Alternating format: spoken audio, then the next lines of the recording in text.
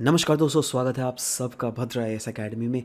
आज के डेली के करंट अफेयर दैट इज 16 मार्च 2022 को चलिए स्टार्ट करते हैं आप सबके साथ। स्टार्ट करने से पहले दोस्तों लेट मी रिमाइंड यू, ये पूरा जो पीडीएफ है ना आज का यूनिट का, ये पूरा मैं पीडीएफ का लिंक नीचे डिस्क्रिप्शन में लगा दूंगा, right. Make sure to download it from there, right. And regarding the admissions that are already open, you can any time come to our headquarter in Guwahati, right. आप वहाँ पे एडमिशन भी ले सकते हो, राइट। फर्दर इन्फॉर्मेशन के लिए in contact number पे आप डिटेल्स गेन कर सकते हो। एनीवेज, शुरुआत करते हैं करंट अफेयर्स के साथ। ब्रूम ग्रासेस के बारे में न्यूज़ था। आप लोगों ने घर में शायद झाड़ू तो यूज़ किया ही होगा ना। ये झाड़ू जो बनता है ना, ये जिन ग्रासेस से बनता है उनको कहते हैं ब्रूम ग्रासेस, ठीक है। तो अगर बाई चांस एक क्वेश्चन आ गया तो कंफ्यूज जिससे ना करो दैट ब्रूम ग्रासेस क्या है ना। एनीवेज, नाउ कहा जाता है इंडिया में कार्बी एंगलोंग जो है ना, सेंट्रल असम में, ये रीजन, इस रीजन में सबसे ज़्यादा प्रोड्यूस किया जाता है ब्रूम ग्रासेस, राइट। और आप खुद सोचो, जब प्रोडक्शन किया जाएगा ग्रासेस, आई मीन कोई ये कौन किस टाइप का एक्टिविटीज़ हुआ बताइए। जितने भी सारे आप लोग इकोनॉमिक्स में पढ़े हैं ना जी, प्राइमरी एक्टिविटी होता है, सेकेंडरी एक्टिविटी होता है, टर्शरी एक्टिविटी। प्राइमरी एक्टिविटीज़ में वैसे एक्टिविटीज़ जो कि एग्रीकल्चरल एस्पेक्ट से जुड़े हुए होते हैं, सेकेंडरी में मैन्युफैक्चरिंग रिलेटेड एक्टिविटीज़, और थर्ड में टर्शरी में सर्विसेज रिलेटेड एक्टिविटीज़। अब बताइए, अगर आप कोई ग्रासेस को उगा रहे हो, वो किस टाइप के एक्टिविटीज़ के अंडर कंसिडर किया जाएगा? Of course primary activities, right. अब जब प्राइमरी एक्टिविटीज़ के अंदर कंसिडर किया जाएगा तो ऑफ कोर्स वैसे ही लोग करेंगे जो कि इससे एसोसिएटेड होते हैं।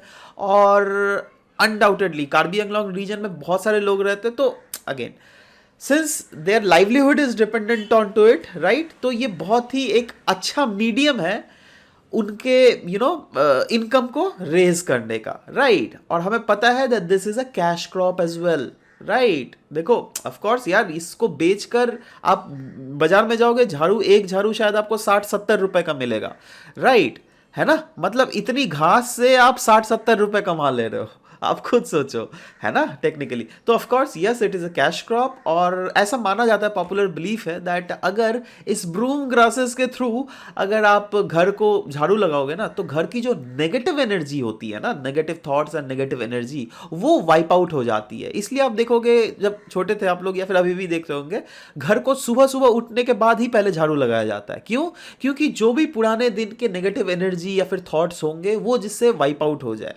समझ रहे हो बात? तो ये सब चीज़ें हैं जो कि अगेन ये सब तो खैर मानने का होता है, बट हाँ चलो, समवेयर और the other these are fine as well. Anyways, ना कुछ कुछ ऐसी चीज़ें हैं इस ग्रासेस के रिलेटेड जो कि आपके प्रीलिम्स से डायरेक्टली भी क्वेश्चन पूछा जा सकता है, इसीलिए मैं चीज़ों को और भी थोड़ा अच्छे से बतला दे रहा हूँ, राइट। जैसे ब्रूम ग्रासेस को आप यूजुअली वैसे लैंड जो कि झूम फैलो लैंड होती है, फैलो लैंड पता है क्या होता है? जैसे आप, मैं बता रहा हूँ, जैसे सोचो कोई एक लैंड में आप खेती कर रहे हो, राइट। अब एक क्रॉपिंग सीजन में आपने खेती की, दूसरे क्रॉपिंग सीजन में खेती की, प्रोडक्शन हुआ, तीसरे क्रॉपिंग सीजन में भी खेती की तो भी प्रोडक्शन हुआ। कंजिक्यूटिवली अब चौथे पांचवे में अगर करते जाओगे ना, तो देखोगे प्रोडक्शन घटते रह रहा है, घटते रह रहा है, घटते रह रहा है, in spite of the fact that आप फर्टिलाइजर तो ऐसा प्रॉपरली दे रहे हो। क्यों होता है? क्योंकि क्या होता है ना दैट जैसे मशीन को आप चलाओगे, दिन रात अगर चलाते रहोगे, कभी तो वो जवाब देगा ना जी, राइट। तो कहीं ना कहीं ये अगर आप मट्टी में भी कोई भी चीज़ को उगाते रहोगे, उगाते रहोगे, उगाते रहोगे, तो एक पॉइंट ऑफ टाइम ऐसा आ जाता है जब क्या उसको भी रिप्लेनिशमेंट चाहिए, राइट। तो इसलिए कुछ पीरियड ऑफ टाइम के लिए उस लैंड को हम लोग छोड़ देते हैं, उसको कहता है फैलो पीरियड, ठीक है। तो इस टाइप के फैलो लैंड्स में, जो फैलो पीरियड में जो है ना, आप इस टाइप का घास उगा सकते हो, ठीक है। क्योंकि इस टाइप का घास जो है उतना ज़्यादा जो जमीन का न्यूट्रिशन को ज़रूरत नहीं होता है उन लोग उसको, ठीक है। क्योंकि उस घास को आप खाते तो नहीं हो ना जी, है ना। तो सिर्फ वही झूम फैलो लैंड ही नहीं, आप वेस्ट लैंड्स, कोई भी any sort of waste land में भी आराम से मार्जिन लैंड्स में भी उगाया जा सकता है, राइट। और यही नहीं, इसको वाइड रेंज ऑफ सॉइल्स में भी उगाया जाता है, sand loamy to clay loamy soils में भी उगाया जाता है। और जैसे कि मैंने पहले ही बोला दैट ये एक एक्स्ट्रा सोर्स ऑफ इनकम है, प्लस ये लीन सीजन में आप उगा सकते हो अपने जमीनों में, राइट। तो अनडाउटेडली ये सरकार का भी जो एम है दैट आने वाले 2022 तक किसानों का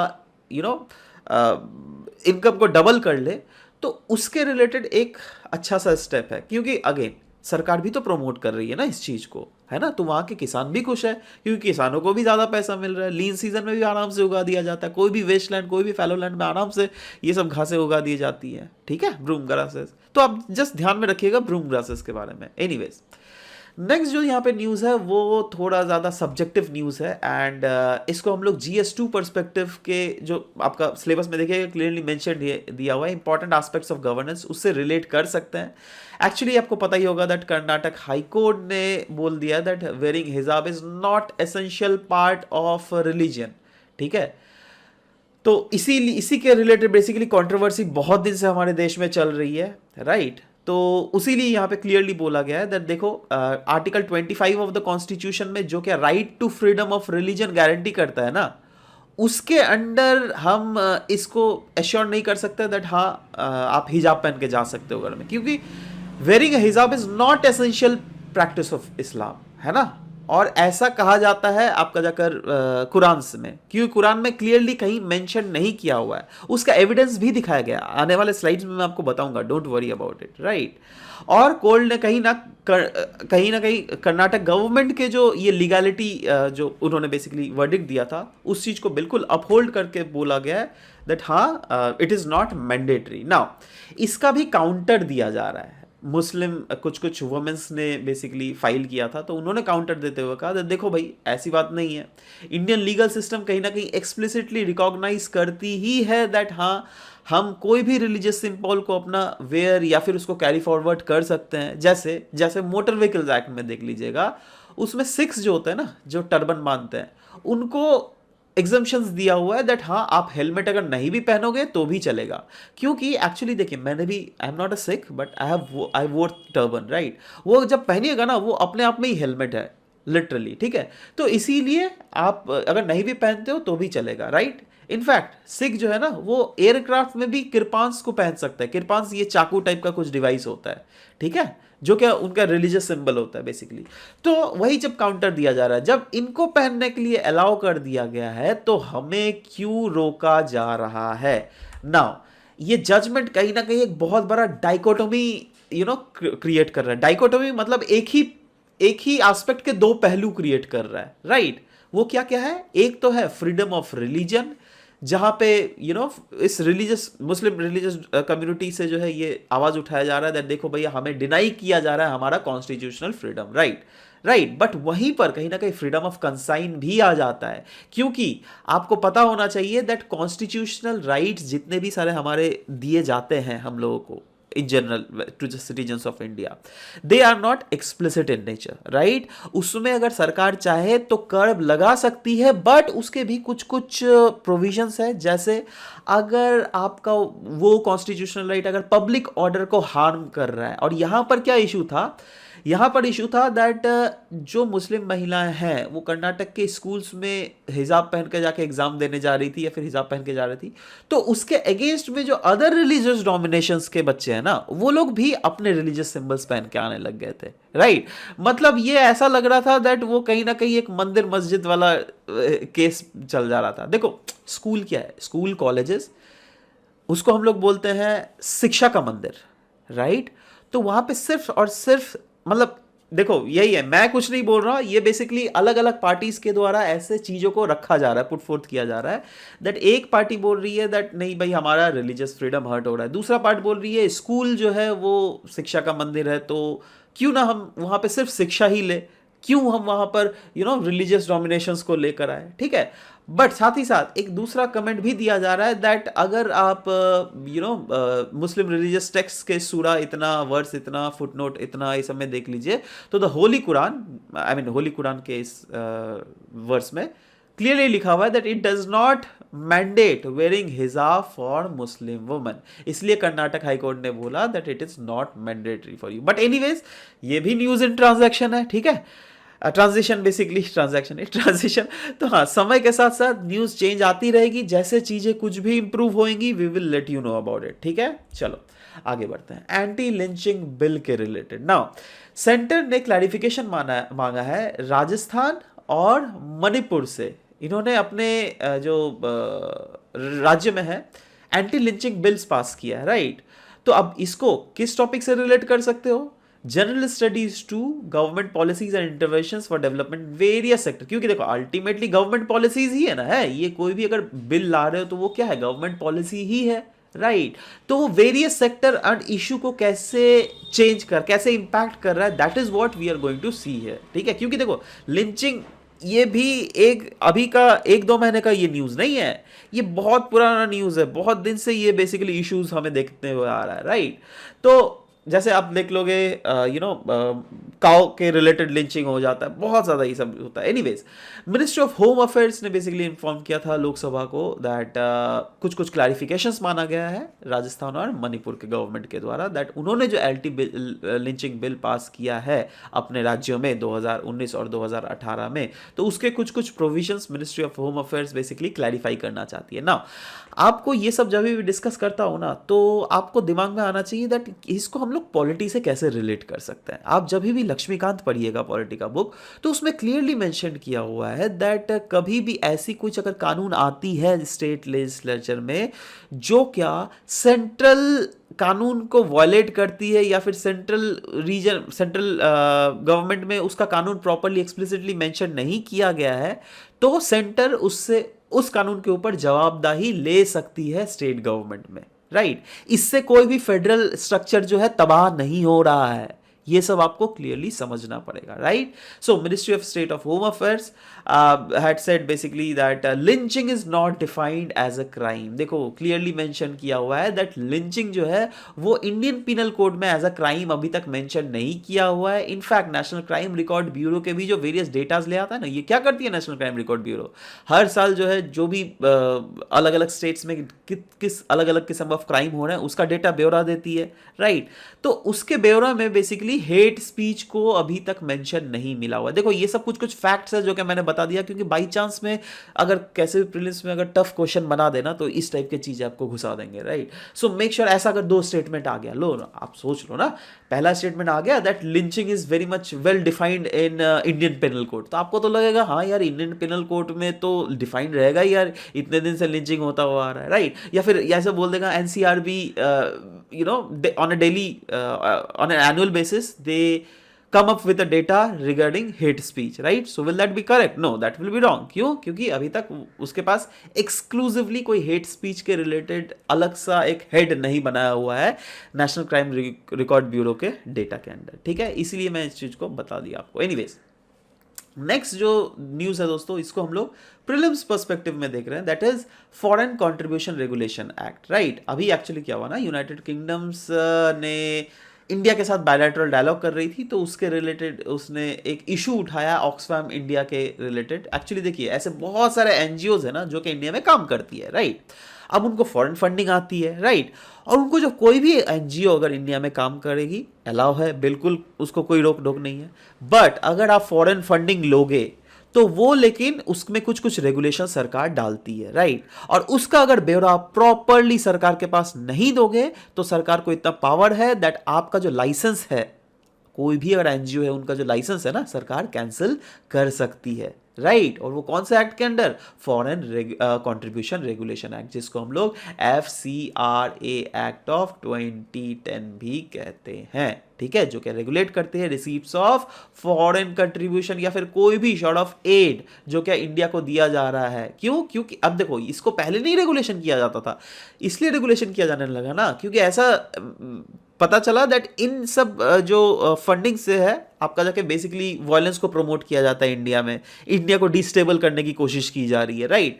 तो ऐसा तो हम लोग चलने नहीं देंगे ना भाई, आप अपना एनजीओ लेकर इंडिया में आके वायलेंस क्रिएट करोगे, ऐसा थोड़ा ना चलने देंगे, कभी नहीं हो सकता है, right. So again this is essential to ensure that such aid do not affect political और any other situation in India. जी हाँ, एब्सोल्युटली, इंडिया में हम लोग मेक श्योर करना चाहिए दैट हाँ प्लीज जो है वो प्रिवेल करना चाहिए ना। सबसे एक जो चीज आपको ध्यान रखना पड़ेगा वो यह है दैट ये लॉ जो है ना वो इन्फोर्स किया जाता है मिनिस्ट्री ऑफ होम अफेयर्स के द्वारा। क्योंकि यहीं पर लोगों का कंफ्यूजन आ सकता है। तो इसलिए इस चीज़ को कुछ कुछ इंपॉर्टेंट टर्म्स होता है, अच्छे से कॉपी में लिख लीजिए, that will fetch you better marks anyways. और हाँ, रही बात, आपको लिखने का भी जरूरत नहीं है, ट्रस्ट मी, आप सिंपली इसका पीडीएफ जो है ना, नीचे लिंक जो दिया हुआ है वहां से जाके डाउनलोड भी कर लीजिएगा, आराम से आपको पीडीएफ मिल जाएगा, कोई टेंशन लेने की जरूरत नहीं है, ठीक है। नेक्स्ट है दोस्तों, international day to combat Islamophobia, right. Islamophobia, United Nation General Assembly ने एक रेजोल्यूशन अडॉप्ट किया, और ये रेजोल्यूशन पास किसके द्वारा किया गया था? पाकिस्तान के द्वारा, ठीक है। पाकिस्तान चाहती थी दैट दुनिया इस्लामोफोबिया को रिकॉग्नाइज करे, है ना। इसीलिए यूनाइटेड नेशन जनरल असेंबली ने मार्च 15, ध्यान दीजिएगा, मार्च 15 को international day to combat Islamophobia घोषित किया है ना। अब इसका भी यूटिलिटी कहां से आ गया? ऑफ कोर्स प्रीलिम्स पर्सपेक्टिव से तो है ही, बट मेंस में एज अ फोर्डर पॉइंट आप इसका बहुत अच्छे तरीके से इस्तेमाल कर सकते हो, क्योंकि ऐसा आप बोल सकते हो दैट यूनाइटेड, बोला जाता है ना बीच बीच में, आप सुनते ही होंगे दैट यूनाइटेड नेशंस जो है कोई काम का नहीं रहा। क्योंकि अभी देखो, अभी रशिया और यूक्रेन के बीच में जो झगड़ा चल रहा है, यूनाइटेड नेशन बना क्यों था पहले पता है? यूनाइटेड नेशन सिक्योरिटी काउंसिल इसलिए बना था क्योंकि जिससे वर्ल्ड वॉर 2 के बाद दैट कोई झगड़ा वगैरह फ्यूचर में वर्ल्ड वॉर 3 ना छिड़ जाए, ठीक है। बट अभी क्या दिख रहा है? क्या वो संभाल पा रही है? क्या वो नेटो को रेगुलेट कर पा रही है? नहीं कर पा रही है। क्या वो उसने रशिया को संभाल पाया? बिल्कुल नहीं कर पाया, राइट। और अभी भी देखो, यूनाइटेड नेशंस में ही इस टाइप के चीजों को अलाउ कर दिया जा रहा है। नाउ इंडिया ने क्या कंसर्न रेज किया वो आप पहले समझिए, उसके बाद आप समझ जाइएगा दैट क्यों यह गलत है, राइट। क्योंकि आपको अभी शायद लगेगा सर चलो सही है, इस्लामोफोबिया कर दिया शायद सही है, बट इसलिए ये गलत है क्योंकि इंडिया ने बोला है that it will lead to multiple resolutions future में, अभी नहीं, फ्यूचर में डिफरेंट डिफरेंट रिलीजन के लोग जो है, डिफरेंट डिफरेंट ट्राइबल लोग जो है, वो लोग आ जाएंगे और वो लोग बोलेंगे अरे भाई हम लोगों को भी अपने मतलब ये फोबिया घोषित कर दीजिए, वो फोबिया घोषित कर दीजिए, वो फोबिया घोषित कर दीजिए। तो अगर ऐसे हर एक फोबिया फोबिया घोषित करते रहोगे तब तो एक दुनिया बढ़ जाएगा ना जी, है ना। जैसे यहाँ पे इस्लामोफोबिया, ठीक है, तो ऑफकोर्स सारी इस्लामिक कंट्रीज इसको बोलेगी, है ना। अब कोई दूसरा फोबिया, अगर क्रिश्चियन फोबिया, जितने सारे क्रिश्चियन देश आ जाएंगे सबको ही आ जाएंगे एक साथ, ठीक है। बुद्धिस्ट फोबिया, जितने सारे बुद्धिस्ट कंट्रीज एक साथ आ जाएंगे। तो अगेन इसीलिए यहां पर बोला गया है, हमारे इंडिया के द्वारा कंसर्न रेज किया गया है दैट ये यूनाइटेड नेशंस को फ्यूचर में एक रिलीजियस कैंप में विभाजित कर सकती है, इसलिए ये गलत है। इनफैक्ट वे फॉरवर्ड में ये भी बोला गया है आप इस्लामोफोबिया को घोषित मत कीजिए, उससे अच्छा आप रिलीजियोफोबिया को घोषित कर दीजिए। इससे क्या होगा, कोई भी रिलीजियस के अगेंस्ट जो है फ्यूचर में फोबिया जो है, इस टाइप की चीजें, इंसिडेंट्स बेसिकली होगी नहीं, ठीक है। तो ये सब बेसिकली चीज है जो क्या दिया हुआ। अब इन जितने भी सारे हम लोगों ने चीजें डिस्कस की, उसके आधार पर कुछ कुछ क्वेश्चंस डिस्कस करते हैं दोस्तों, और देखता हूं दैट आप लोग क्वेश्चंस को पाते हैं कि नहीं। एक काम कीजिए, है ना, पहले इस क्वेश्चन को आप पॉज कर लीजिएगा, राइट। उसके बाद खुद से आंसर लिखिए, नीचे कमेंट सेक्शन में आप लिखिए क्वेश्चंस के आंसर्स को, मैं तो बता ही दूंगा आपको, ठीक है, बट नीचे कमेंट सेक्शन में भी लिखिए, है ना। देखिए दैट आपने जो अभी तक पढ़ा है क्या आपको रिकॉल हो पाता है, ठीक है। एनीवेज, सबसे पहला क्वेश्चन है, consider the following statement regarding broom grasses. Okay, पहला है Karbi Anglong in central Assam is the largest producer of broom grass in India. Okay, दूसरा है broom grasses are the cash crops. Okay, so आप बताइए क्या दिए दोनों सही है? जी हाँ, ये तो हम लोगों ने पढ़ा ही था, कैश क्रॉप ये होता ही है, तो दूसरा तो बिल्कुल सही है ना। पहला वाला देखते हैं दैट कार्बी एंगलोंग जो है सेंट्रल असम में, yes that is a largest producer, absolutely. But वही कार्बी एंगलोंग के जगह अगर आपको छोटा नागपुर दे देता, छोटा Nagpur plateau in eastern India is the largest producer, तब वो शायद रॉन्ग हो जाता, है ना। तो इसीलिए कभी भी चीज देख रहे हो, रिकॉल करने की कोशिश करना, इसका सही आंसर होगा B1 and 2 बोथ, ठीक है। चलो नेक्स्ट क्वेश्चन देख लेते हैं। फॉरेन कंट्रीब्यूशन रेगुलेशन एक्ट, ये रेगुलेट किया जाता है किस मिनिस्ट्री के under? Right, ministry of external affairs. देखो जहां पे फॉरेन आ जाए ना, अगर बच्चे लोग नहीं पढ़े होंगे तो कहां पे कंफ्यूज करेंगे? फॉरेन, वो लोग सोचेंगे अरे फॉरेन का कोई भी चीज जो है वो डील तो किया जाता है मिनिस्ट्री ऑफ एक्सटर्नल अफेयर्स के द्वारा, खटाक करके ये साइन मार के आ जाएंगे, right. Ministry of home affairs, ministry of finance, हाँ ये भी कभी वो सोच सकते हैं, क्योंकि कॉन्ट्रीब्यूशन मतलब अल्टीमेटली रुपए में आ रहा है, कुछ ना कुछ तो डॉलर में आ रहा होगा, ठीक है, तो शायद फाइनेंस हो सकता है। Ministry of electronics and information technology, चलो ये तो खैर रहेगा ही नहीं, फाइनेंस भी नहीं है, एक्सटर्नल अफेयर्स भी नहीं है, एक्चुअली में मिनिस्ट्री ऑफ होम अफेयर्स है, ठीक है, तो होम मिनिस्ट्री है ना। तो मेक श्योर दैट इस ये क्योंकि क्लियरली मैंने बता ही दिया था जब डिस्कस किया था। Anyways, next is United Nations General Assembly has adopted a resolution to proclaim the international day to combat Islamophobia on which of the following date. कौन से डेट में? 15 फरवरी, 25 फरवरी, 15 मार्च या फिर 25 मार्च? बताइए। देखो ये पहले मैं क्लियर कर दे रहा हूँ, आप शायद 2 एग्जाम्स के लिए प्रिपेयर कर रहे होगे, या तो यूपीएससी या तो Assam public service commission. UPSC में इस टाइप के क्वेश्चन आने का प्रोबेबिलिटी एकदम जीरो सा है, एकदम जीरो सा प्रोबेबिलिटी है। But Assam public service commission में इस टाइप के क्वेश्चंस आए हुए हैं पिछले सालों, इसीलिए दीज आर वेरी इंपॉर्टेंट, इसलिए make sure to note out of it, right. सही आंसर है इसका 15 मार्च, ठीक है।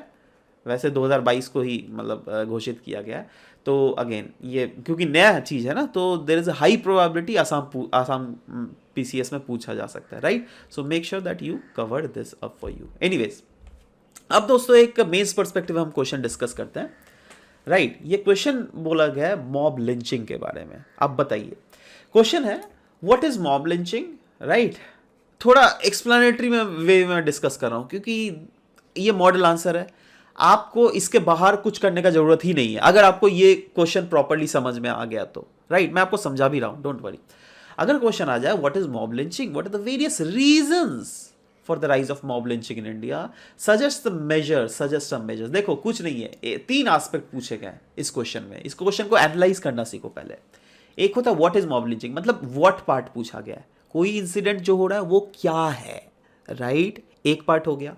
दूसरा पार्ट है इसका रीजन बताइए, मॉब लिंचिंग जो हो रही है इंडिया उसका रीजंस क्या क्या है, क्योंकि एक ही रीजन नहीं है ना, अलग अलग रीजन है। तो हर एक रीजन पहलुओं को आपको आपने आंसर शीट में प्रेजेंट करना है और फाइनली आपको मेजर्स भी रखने हैं, राइट। मतलब क्या हम बोल सकते हैं दैट इसमें एक पार्ट इंट्रोडक्शन का रहेगा, दूसरा है आंसर का बॉडी, तीसरा है कंक्लूजन हम कैसे करें, right.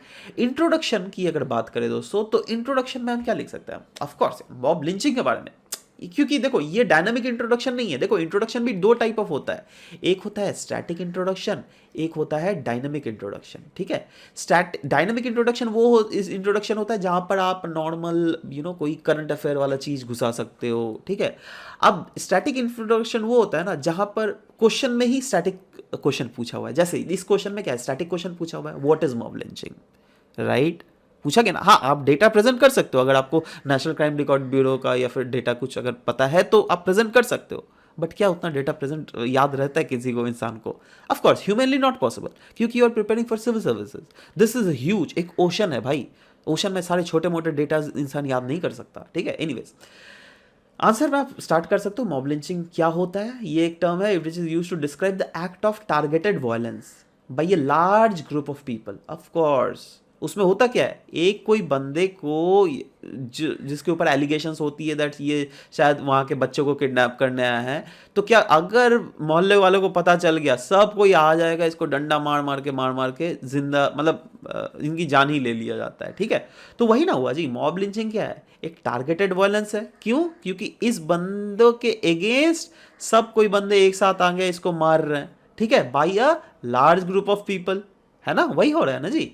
It is based on some false information. अच्छा, मॉब ये इसको बेसिकली मॉब लिंचिंग ज़्यादातर जो केसेस में होता है इसलिए होता है क्योंकि फॉल्स इंफॉर्मेशन हो जाती है। जैसे अब अगर आपको याद रहेगा 2018 में नीलोत्पल का केस हुआ था असम में, राइट। तो उसमें क्या हुआ था, उसमें भी वही चीज़ हुआ था दैट अनजाने में मतलब गलत गलत रूमर्स फैल गई थी, राइट। और उस गलत रूमर्स के कारण जो है उनको मार दिया गया, और वो अनकन्फर्म्ड होती है rumours, right, those are not confirmed.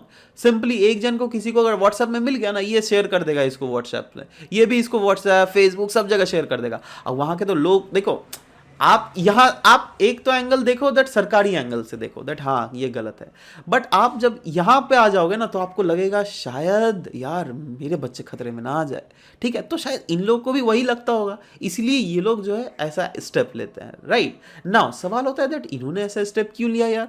कानून को तो अपन हाथ में नहीं ले सकते ना, कानून ऑफ कोर्स कानून अपना काम खुद करेगा, राइट। तो सवाल होता है दैट रीजंस क्या क्या है मॉब लिंचिंग के? सबसे पहला तो है इंटॉलरेंस। इंटॉलरेंस क्या? अब देखिए कोई भी चीज़ अगर हो जाता है, से फॉर एग्जाम्पल जैसे अब देखो हो जाता है वो मतलब जैसे इंसिडेंट हो जाता है ना, उसके बाद कानून एक्शन लेती है, राइट। तो इंसान सोचते हैं दैट अरे भाई उतना हमारे में टॉलरेंस नहीं है, हम तो भाई पहले ही एक्शन ले लेंगे जिससे फ्यूचर में ये चीज़ हो ही ना, ठीक है। लोगों का कभी कभी ऐसा कहना होता है, right.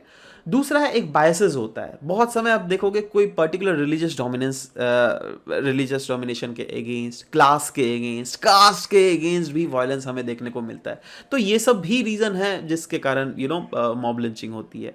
Rise of cow vigilante, it is a very good example of it, right. बहुत समय यूथ जो है ना वो मिसगाइड कर दिए जाते हैं बाई वेरियस पॉलिटिशियंस और वेरियस रिलीजियस ग्रुप, क्योंकि देखो ये सब इंसान काम कब करेगा, जब इंसान के पास कोई दूसरा काम नहीं है, राइट। दूसरा काम कब नहीं है, जब आप अनएम्प्लॉयड हो, समझ रहे हो। तो जब आप अनएम्प्लॉयड हो तो अब इसका फायदा कौन लेती है, पॉलिटिशियंस, है ना, क्योंकि उन्हें तो ये अनएम्प्लॉयड लोग ही चाहिए, है ना। वो इन अनएम्प्लॉयड लोग को लेकर जो है इस टाइप की चीज़ों को बेसिकली प्रमोट करवाती है। Next is indifferent attitude of the police. जी हाँ, बहुत समय पुलिस का जो है ना एटीट्यूड बहुत ही ज़्यादा इंडिफरेंट रहता है। लाइक लोगों का बात एफआईआर रजिस्टर जल्दी से नहीं करना चाहती है, लोगों को बोलती है अरे यार ये सब तो छोटा मोटा काम मतलब चीज़ है। अब आपके लिए वो छोटा मोटा है, बट इंसान को जो वो इम्पैक्ट तो कर रहा है ना, तो अगेन कहीं ना कहीं थोड़ा पुलिस का भी गलती बोल सकते हो, राइट। इसलिए लोग क्या करते हैं दैट वो लोग सोचते हैं चल भाई कानून अपने ही हाथ में ले लेते हैं, ठीक है। तो ये सब चीज़ें अगेन वही बोल रहा हूँ ना दैट अपना पर्सपेक्टिव है, राइट। You need to put your perspective on to this question, that's it, right. Individualism growth promotions हो रहा है अभी के समय में देखने को मिल रहा है। Rise of penetration of social media, जहाँ पे रूमर्स और हेट्रेड फैला जा रहा है, राइट। इसको चेक करना चाहिए हमें, ठीक है। तो जैसे देखो अब देखो यही सब पॉइंट्स है ना, इसी को आप लिख दो, जैसे एक प्रॉपर साइबर लॉ बनाना चाहिए जिससे जो भी रूमर्स हेट्रेड फैल रहे हैं उसको चेक करे, राइट। और भी ये लेजिस्लेटिव मेजर्स में आ सकता है, राइट। वैसे आपको पता होना चाहिए दैट ऑलरेडी हमारे मेजर्स कुछ दिए हुए हैं, जैसे article 21 of the constitution clearly बोला जाता है दैट उसमें ह्यूमन डिग्निटी को वॉयलेट नहीं किया जा सकता है, राइट। तो मॉब लिंचिंग क्या है, ये तो kind of violation of human dignity ही ना है। ह्यूमन डिग्निटी कब मेंटेन रहता है, जब आप अगर क्राइम कर भी ले रहे हो ना तो आपको पुलिस पकड़ के ले जाती, क्योंकि that is the law of land. But आपको पुलिस यहाँ पे आपको सजा नहीं दे रही, आपको लोग सजा दे रहे हैं, राइट। लोगों का कोई हक नहीं बनता सजा देने का, आपको समझ रहे हो बात। तो वो चीज़ है। दूसरा आप आर्टिकल 14 आर्टिकल 15 में भी लिखा, I mean what does this article talk about, right. This article talk about right to equality, right to prohibition of discrimination, right.